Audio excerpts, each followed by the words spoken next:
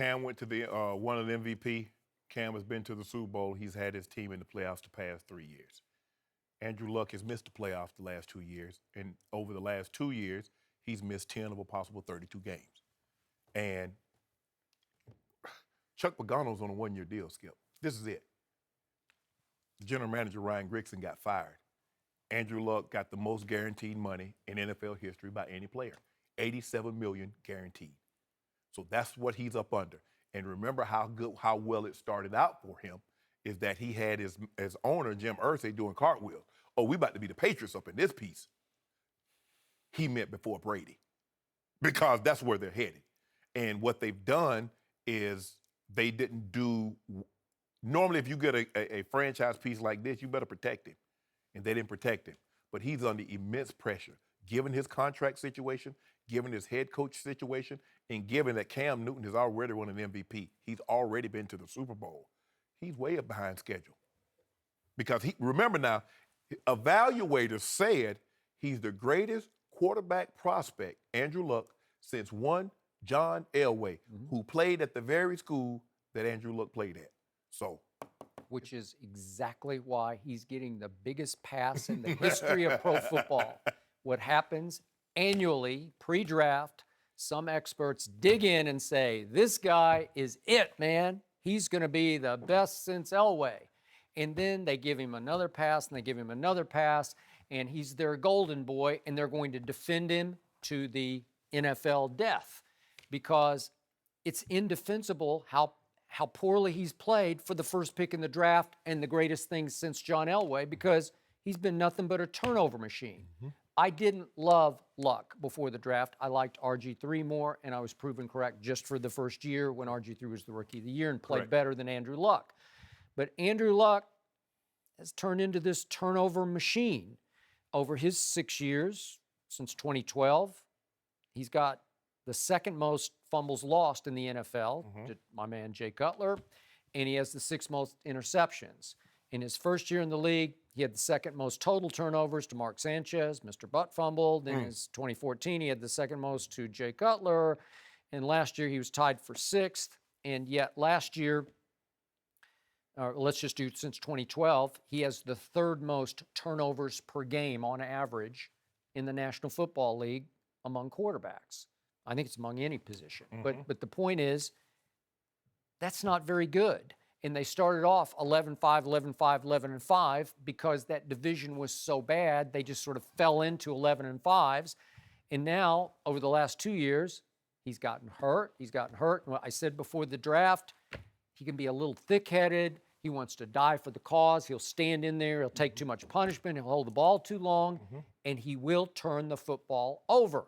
And that's been exactly his resume so far in pro football. And over the last 2 years, his starting record is 10-12, in part because he's taking more punishment than maybe any quarterback in pro football. Correct.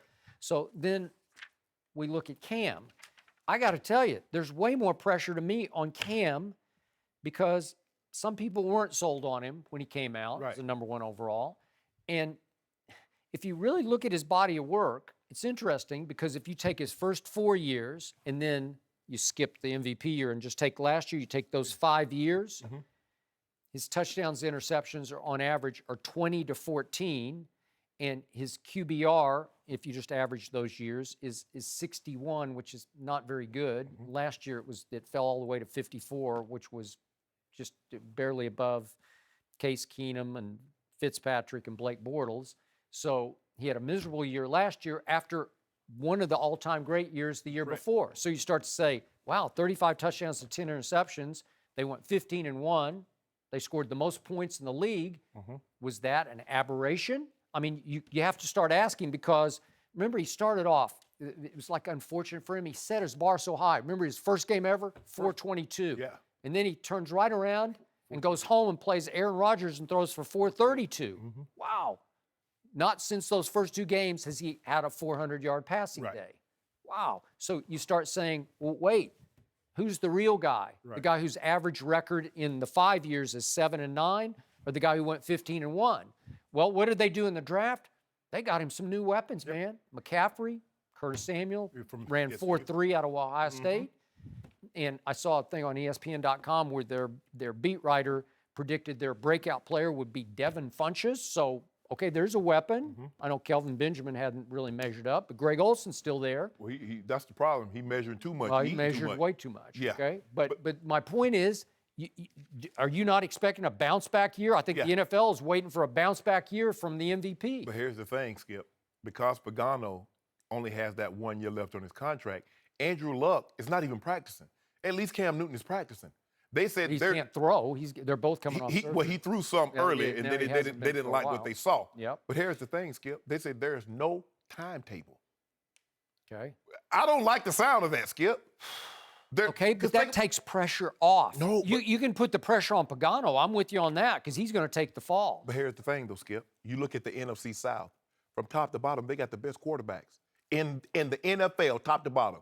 Cam, Jameis Winston, Drew Brees, and Matt Ryan. Okay, now let's go to the AFC South. Blake Bortles.